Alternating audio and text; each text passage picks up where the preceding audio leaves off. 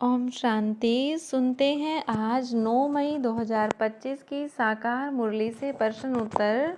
प्रश्न 1, हमें किस बात का नशा रहना चाहिए?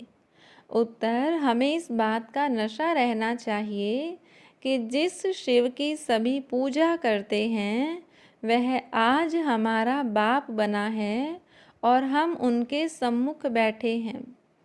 प्रश्न 2, मनुष्य भगवान से क्षमा क्यों मांगते हैं? उत्तर, क्योंकि उन्हें लगता है कि उन्होंने पाप कर्म किए हैं जिनकी सजा भगवान धर्मराज से दिलाएंगे, इसलिए वे क्षमा मांगते हैं। प्रश्न 3, बाप को गुप्त क्यों कहा गया है? उत्तर, क्योंकि शिव बाबा का शरीर नहीं है, वह निराकार हैं, इसलिए उनका शरीर दिखाई नहीं देता, जबकि अन्य सबके शरीर दृष्टि गोचर होते हैं। प्रश्न 4, बाप का और पढ़ाई का रिगार्ड कैसे रखना चाहिए? उत्तर, बाप की शिक्षाओं को जीवन में अपनाकर देही अभिमानी बनने का पुरुषार्थ कर और सेवा में तत्पर रहकर उनका रिगार्ड रखना चाहिए। प्रश्न 5, जो सेवा करते भी उपराम रहते हैं उन्हें क्या कहा जाता है? उत्तर, उन्हें योग युक्त युक्ति युक्त सेवाधारी कहा जाता है।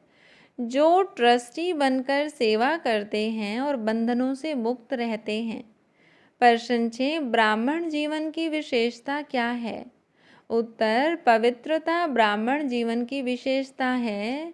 पवित्र संकल्प, दृष्टि, कर्म, संबंध और संपर्क ब्राह्मण जीवन की मर्यादा है। प्रश्न 7, मनुष्य श्री कृष्ण को गीता का भगवान क्यों मान बैठे हैं?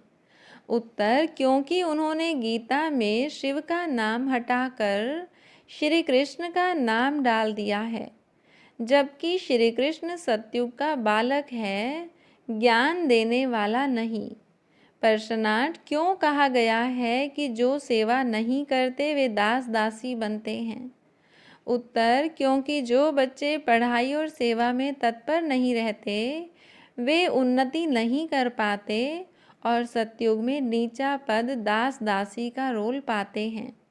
प्रश्न 9, बाप किस प्रकार ट्रस्टी बनने की शिक्षा देते हैं? उत्तर, बाप कहते हैं कि सेवा करते समय यह भाव रहे कि सेवा मेरी नहीं बाप की है, मैं ट्रस्टी हूँ, बंधन मुक्त हूँ। प्रश्न 10, बाप माताओं को विशेष क्यों उठाते हैं? उत्तर, क्योंकि माताओं ने पुरुषों से अधिक सेवा की है और उन्होंने शिव बाबा का परिचय विशेष रूप से फैलाया है। प्रश्न 11, शिव बाबा को कोई हाथ भी क्यों नहीं लगा सकता? उत्तर, क्योंकि वह आत्माओं का बाप है, निराकार है, उनका कोई शारीरिक रूप नहीं, इसलिए उन्हें छूना संभव नहीं। प्रश्न 12, सर्वव्यापी ईश्वर की धारणा झूठ क्यों है? उत्तर, क्योंकि अगर ईश्वर सर्वव्यापी होता तो पतित पावन कहने की बात ही नहीं रहती। यही झूठ सबसे पहले शुरू हुआ, जिससे सच्चाई दब गई। हर रोज़ की मुरली से प्रश्न उत्तर सुनने के लिए चैनल को सब्सक्राइब करें और बेल आइकन ज़रूर दबाएं। वीडियो को दूसरे भाई बहनों के साथ शेयर ज़रूर करें। ओम शांति।